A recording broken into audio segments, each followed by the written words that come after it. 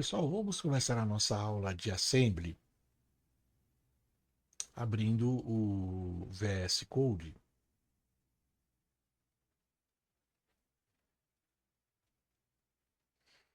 Ok, abrimos já na pasta Assembly. A Assembly é a linguagem humana de baixo nível, tá? As linguagens de programação, elas podem ser de alto nível ou de baixo nível. Por exemplo, Basic, Python, C, Java, enfim, são linguagens humanas, né, de programação de alto nível. Já o Assembly é uma linguagem humana de programação de baixo nível. Abaixo do Assembly, você tem a linguagem de máquina. Então é o seguinte: a linguagem de máquina depende do hardware, correto? E para o hardware não existe nada a não ser 0 e 1, tá? Aceso, apagado, é, 5 volts, 0 volts, tanto faz. Sempre é dualístico, né? É sim ou não. No caso, 0 ou 1, 0 ou 1. Essa linguagem binária, só tem 0 e só tem 1, tá? Existem só dois dígitos, o dígito 0 e o dígito 1. E essa é a linguagem de máquina. Claro que não dá para um ser humano programar em linguagem de máquina, né?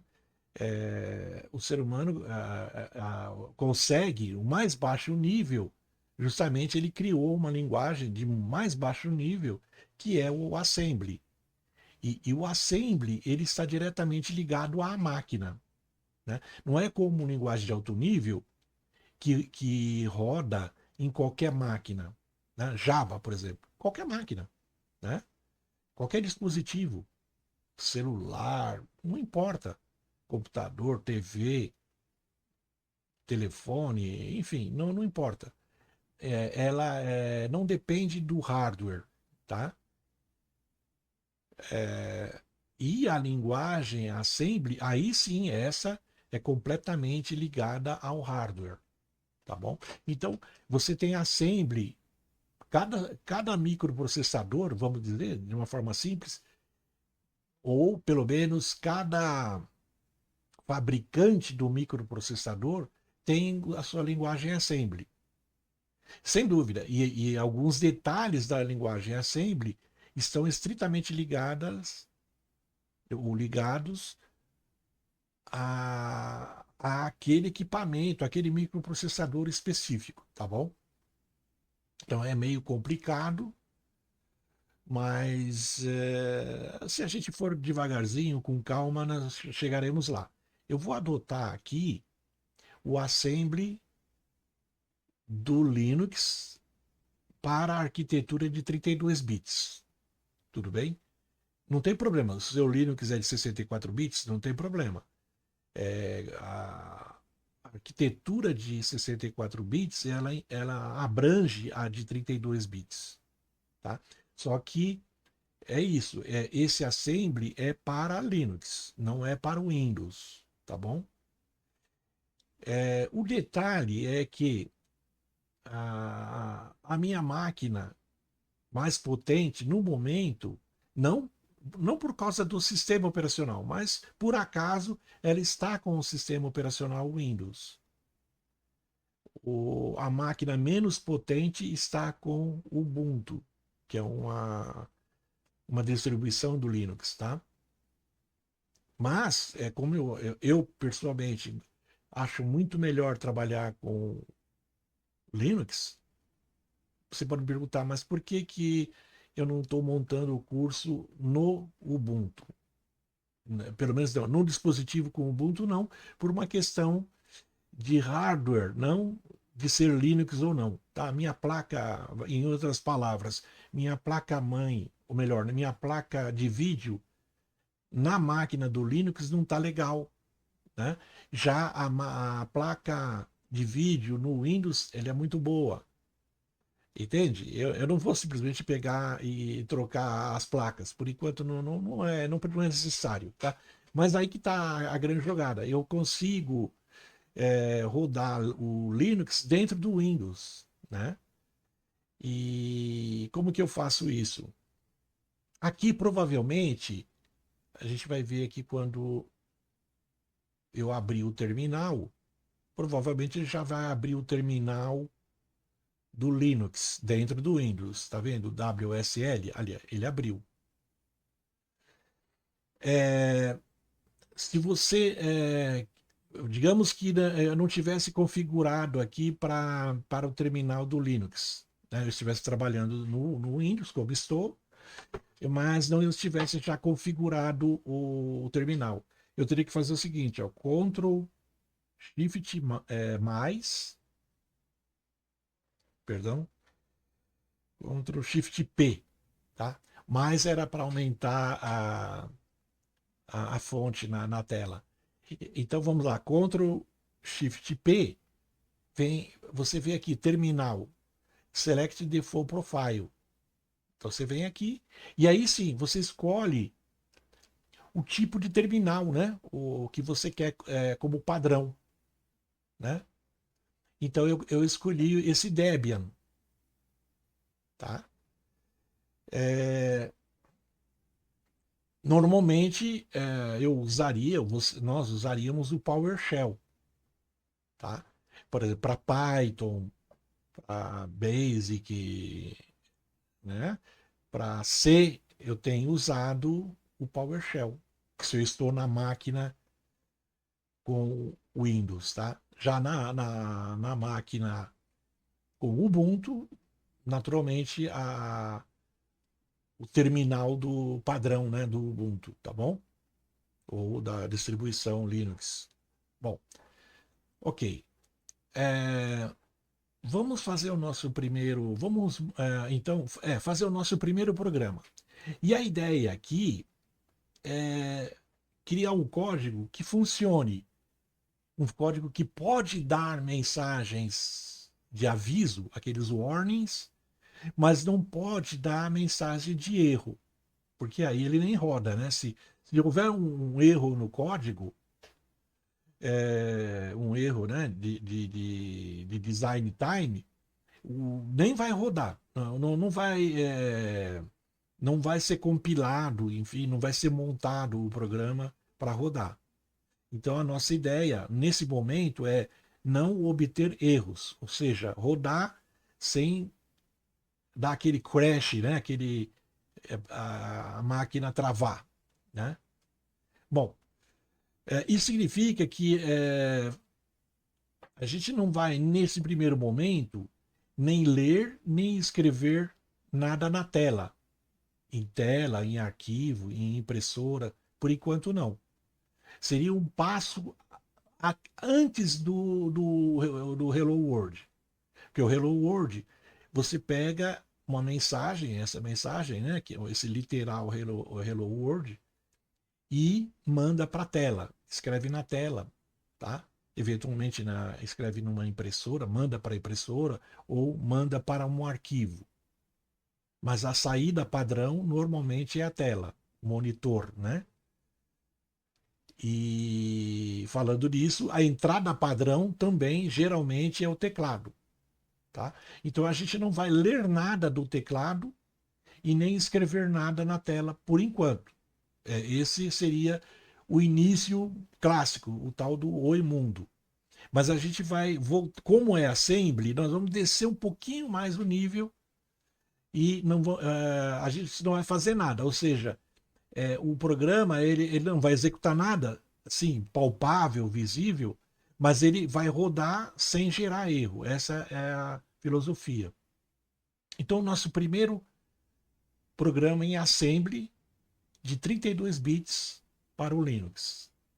Então, vamos lá. Arquivo, né? Novo arquivo. Vamos dar um nome. Eu vou chamar de Intel 1 ASM. Vamos entender por quê. Veja que eu já tô falando em um fabricante de microprocessador, tá? O 1 aqui é só uma numeração, porque depois a gente pode pôr a versão 2, a 3 e assim por diante. E a extensão ASM, tá? E ela está dizendo o seguinte: isso aí vai ser um código-fonte em assembly, por isso ASM. Tá, mas além disso, por que Intel, por que ASM? Porque a gente vai falar de um dialeto da Intel. Antes de mostrar a nossa colinha, e aqui eu já tenho um arquivo cola1.txt, o arquivo de texto com uma colinha que nós vamos usar, tá bom? Vamos lá, a nossa primeira instrução. E aí é importante entender o seguinte, ou pelo menos já saber que nós vamos falar de registrador, de memória e dados, né? Dados em assembly normalmente são chamados de imediato, valores imediatos ou simplesmente imediatos. Então a gente vai falar de valores, que são aqueles literais, né? De novo, literal aí não significa que é letra, não. Significa que é um número, tá? Ou até mesmo ou seja, o literal ele pode ser numérico, pode ser textual também. Pode ser um trechinho de texto, né? Uma stringzinha, uma string, um caractere, ou simplesmente um número. Em assembly, o literal a gente chama de imediato. Só para, né, para que a gente se acostume com a linguagem. E a gente vai ter as instruções, naturalmente, tá? Que são os opcodes, é, que são as instruções, as operações. São os mnemônicos, ou seja, né, eles lembram, são também palavras, a gente pode dizer que são palavras, que lembram, fazem referência a uma determinada instrução, né? Que é executada lá na CPU, né? Na unidade central de processamento. Mas vamos lá. A primeira instrução é move, de mover. Né? O que ela faz? Ela move ou copia dados de um lugar para o outro. E esses lugares podem ser os registradores e os endereços de memória. Então pode ser registrador, pode ser memória. Então os dados vão sempre estar sendo movimentados, né? E movendo-se, né? Do registro, do registrador para a memória ou da memória para o registrador, tá? Ou entre ambos, né? Entre registrador e memória, esses dados, tá bom? Também, não sei se eu falei, entre registradores, né? O registrador 1 para o registrador 2. Não é feito diretamente da memória 1 para a memória 2. Quando a gente quer mudar o dado de um local da memória para outro, normalmente isso é feito via registrador. Primeiro manda o dado da memória para um registrador e aí desse registrador para outro lugar da memória. Mas a gente não se preocupa agora, nós vamos ver todos os exemplos aí com bastante calma. Então a primeira instrução, como eu falei, é move. E aí, no dialeto Intel, a, a origem e destino fica invertido. Então, o move, a gente já coloca o destino na frente. E é X. E aí você põe uma vírgula e a origem. No caso aqui, a gente vai colocar a origem. Pode ser outro registro ou registrador, né? Pode ser a memória e pode ser esse literal, é um imediato que a gente fala, tá? Então, o literal, né? Digamos, ele é a origem. E o destino? É o registrador, que é o EAX. Guarda esse A aqui, ó, tá? o que, que acontece? Os primeiros microprocessadores lá no passado, eles tinham como registradores principais o registrador A, o B, o C, o D e mais alguns. Mas guarda essa série A, B, C, D. Tá? Isso é histórico. Só que, à medida em que os microprocessadores foram evoluindo, ficando mais potentes, enfim, mais completos, aperfeiçoados, esses nomes foram mudando, né? Então, hoje, na arquitetura de 32 bits, nós falamos do registrador EAX. Mais para frente, nós vamos ver na arquitetura de 64 bits que o registrador, eu vou por aqui, comentário em, em assembly, a gente começa com ponto e vírgula, tá? Existe o RAX. RAX é de 64 bits e EAX é o de 32 bits. Eu posso dizer que, na verdade, é um registrador só, que é o RAX, que tem nessa máquina. Só que eu estou utilizando não os 64 bits, eu estou usando só 32. Então, é como se eu estivesse usando um pedacinho dele, e esse pedacinho chama EAX. Esse pedacinho cabe 32 bits, tá? Que são 4 bytes. 4 vezes 8, 32. Um byte é 8 bits, vezes 4, 32 bits. Então, a arquitetura de 32 bits, e aqui no meu caso, esse registrador é o EAX. Esse mesmo, se eu quisesse usar 64 bits, eu chamaria o RAX, que é ele inteiro, mas a gente vai usar só uma parte. De qualquer forma, não também não é para preocupar com isso agora. Vamos ficar no nosso EAX, tá? Que é o nosso registrador aqui. Existem outros, né? A, B, C e D, por exemplo, são registradores de propósito geral. Tá? Porque existem outros registradores que têm seus peculiaridades, tá? Particularidades, usos específicos. Mas, nesse momento, vamos pensar naqueles de uso geral. Muito bom. E aí, só mais uma instrução, que é int, seguido de um número. Tá? Aqui não tem vírgula. Tá? No caso, porque ele só tem um operando. Vamos lá, de novo. Ó. A instrução é move. Talvez a gente possa chamar a instrução de operador. Tá? Mas é a instrução.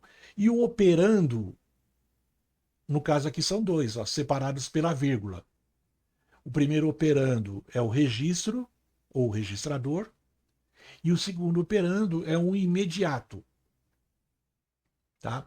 No caso da instrução move. Né? No caso da instrução interrupt, né, de interromper, ela precisa de apenas um operando, portanto não tem vírgula, nem antes nem depois do valor. Outra coisa, não se preocupa agora com esses números, eles são tabelados e aí eu vou colocar numa colinha para gente, tá? A gente acaba, lógico, depois com o tempo a gente acaba decorando, mas por enquanto é importante ter a nossa colinha. Então, o que é 1? Vamos saber daqui a pouco. O que é 128? Também. Por enquanto, importante entender que é um operando. No caso, como é um valor, é um dado, né, numérico, ele é um imediato. Tá? Então, aqui nós temos, olha, duas instruções, né?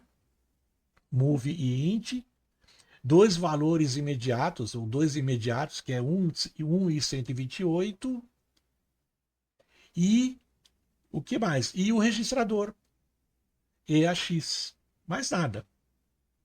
Ok? E o que significa, então? O registrador, ele é como se fosse a memória lá dentro da CPU, lá dentro do microprocessador.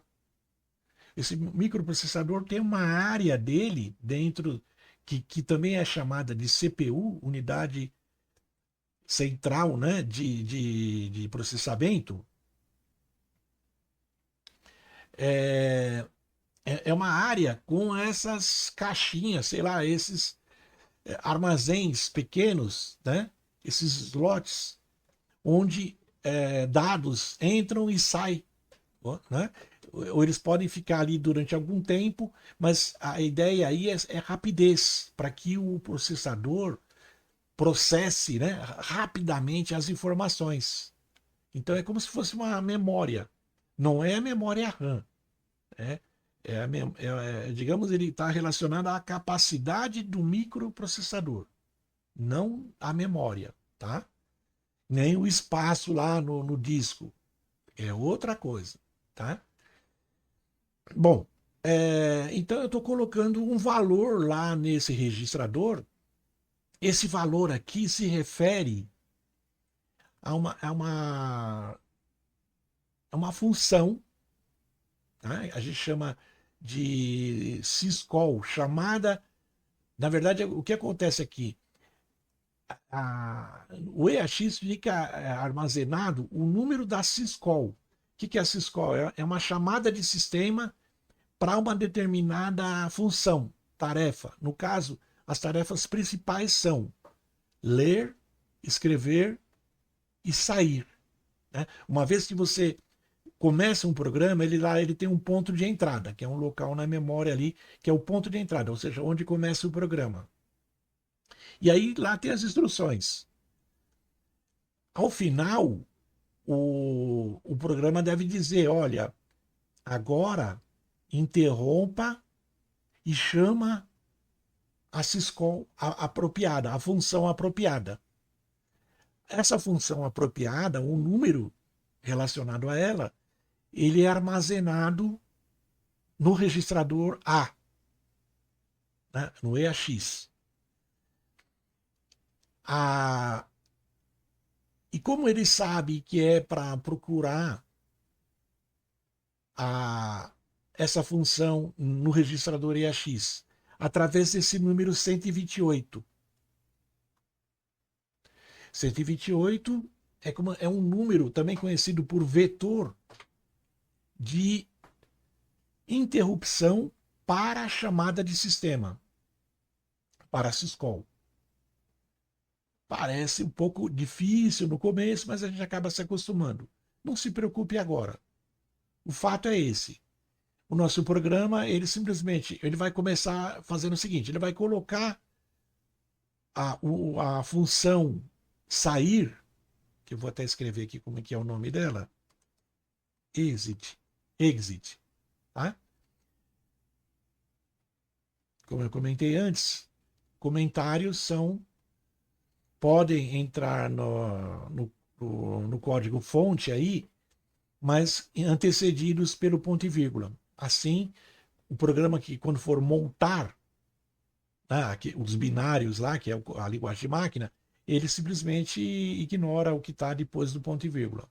Tá? Então, a função exit, vamos chamar assim, né, que é uma função que quem executa essa função é o sistema operacional. Ou melhor ainda, o núcleo do sistema operacional, o kernel. Vou escrever aqui também. Ó. Kernel, você já deve ter ouvido falar. Né? Que é o núcleo do sistema. Esse kernel, ele tem lá, ele tem e ele executa algumas funções, como exit, como read, como write. Né? Ele escreve, ele lê ou sai. No nosso caso, ele está colocando a função de saída. Então, a primeira instrução é isso. Ele coloca lá que o objetivo é executar a função de saída, que o kernel execute, né, a função de saída, Então ele armazena nesse registrador A, que é um registrador. Esse A vem da palavra acumulador, tá? Então se preocupa também, mas só para entender por que o A, né? É acumulador, tá? Que mais? Então ele faz isso. E aí depois sim, como ele não faz nada, ele vai falar o seguinte, agora, interrompa. E aí ele vai. Qual que é o número da interrupção? O número 128. Esse número esse número 128 ele se refere a isso, chamada de sistema. Tá. Então ele olha lá no acumulador, qual que é a chamada de sistema que está lá? É a chamada 1. Qual que é a 1? É o exit, tá bom? Então, pode ser que não esteja bom, mas a ideia é a seguinte, nesse momento, entender isso, tá bom? E aí acabamos. Eu acho que acabou o programa. Agora o que nós temos que fazer? Vamos salvar, Ctrl S, e agora sim vamos montar. Agora é que tá. Não é interpretado, né? Não é como, por exemplo, você põe lá Python Intel 1, Intel 1.asm, né? Ou no caso Intel 1.py, e aí ele vai interpretar. Não. Mais parece com C, né? Que você tem que compilar primeiro. É uma linguagem C, é uma linguagem compilada. Já o assembly a gente fala que é uma linguagem de montagem, né? Então como que a gente monta? Agora sim, eu vou na minha cola e aqui também já tem umas dicas do que vem para frente, mas não se preocupa agora. Nós estamos falando de Intel, né? Então nós vamos pegar primeiro uma instrução para montar. Então vamos lá, copy, venho aqui, coloquei. Só que cuidado, por quê? Opa, desculpa aqui. Aqui. Esse prog aqui é o nome do programa. Qual que é o nome do programa? Intel 1, tá? E acho que é isso. Então, NASM, né, que é o montador. Aí tem algumas opções aqui que nós não vamos nos preocupar agora, mas aqui você já vê que está falando de 32, olha. Tá, pronto. Ele montou. Observe que quando monta, ele cria um objeto, olha lá, Intel 1.0. Zero não, desculpa, O minúsculo. Então esse aqui é um objeto montado. Só que agora, o que eu preciso? Eu preciso do executável. Né? Eu preciso de alguma coisa que seja executável no sistema. Então, agora sim, eu pego essa outra instrução aqui, olha. Eu vou copiar. Pronto. E da mesma forma, eu substituo o prog, né? Que é o nome do programa. Então vamos lá. Intel 1. Ali estava sem extensão, repare aqui, ó. Tá? E aqui já o objeto, ó, ele tem a extensão .o. Então vamos lá. Intel 1. Opa, tá certo. Intel 1. É que o 1 estava aparecendo o L, né? Aliás, eles são parecidos, né? Tá? Muito bem, eu acho que é só isso. Vamos tentar? Tá. Aí é o seguinte, lembra que a gente, não sei se falamos, mas deveríamos ter falado, warning é um aviso, não é erro. Geralmente é uma dica, digamos, não é bem um erro, mas assim, é alguma coisa que poderia ser melhorada, tá? E a gente vai fazer isso depois, com calma. Mas aqui ele só está dizendo o seguinte, olha. Ele está dizendo que né, ele não acha, cannot find, né? O entry symbol, o símbolo de entrada. Ele não achou o símbolo de entrada, underline start. Tudo bem. Ele tá vendo defaulting to, e aí esse número aqui, ele tá usando seria assim, o padrão, né? Ele está usando um determinado padrão lá por conta dele. Ele está quebrando o galho. não vai dar problema. É isso que ele está dizendo. É só um aviso. E a gente vai, depois, a gente vai acatar esse aviso e tomar uma providência para que o aviso não apareça mais na hora de link editar, que é o termo LD, né, é o programinha para fazer a link edição. Então tem duas, digamos assim, duas etapas. A montagem, que gera o objeto, e a link edição, que gera o executável. Aliás, o executável já foi gerado. Olha ele aqui. Ó. O executável não tem extensão. Tá? Muito bem. Agora é rodar. Como a gente roda? Ponto barra e o nome do programa. É Intel 1. Pronto. Terminou. Por incrível que pareça, você montou e link editou, né? Você criou tanto o objeto quanto o executável. Você tinha um arquivo fonte. A partir do arquivo fonte, que é de terminação ou extensão ASM, você criou um objeto, né? Montou esse objeto que tem a extensão, cujo nome, né, tem a extensão .o ou O, e finalmente o arquivo que é o executável, que é o Intel 1, tá bom? Então, não fez nada? Não é bem que ele não fez nada, ele fez, né? Ele não fez nada assim que seja visível, bonitinho, né? Nada coloridinho, nem nenhuma janelinha, por enquanto, nós vamos chegar lá, mas por enquanto não. Por enquanto a gente ficou satisfeito, por quê? Porque nós criamos um código, né, com duas instruções apenas, né, e que não resultou em travamento da máquina, em erro nenhum. Tá? Só na hora de link editar, né, ele avisou, olha, puxa, eu não encontrei o símbolo de entrada, tá? Mas eu vou quebrar o galho. É mais ou menos isso que ele está dizendo, tá bom? Então, olha, que difícil, né? Fizemos então o nosso primeiro programa em Assembly. Podemos contar para a vovó, né? Para os tios, né? Para os tios do Zap. E, não é verdade? Conseguimos fazer o nosso primeiro programa em Assembly, tá? Então, recapitulando, Assembly do Linux, né? Assembly de 32 bits no Linux. Tudo bem? O Linux aí ele se refere ao kernel, né? Não ao chip, né? O hardware. O hardware não depende do sistema operacional, tá? Mas aí, na verdade, o assembly você está unindo, né, ou conectando o hardware com o sistema operacional, tá? E, naturalmente, com o usuário, ou o programador, ou o usuário, né?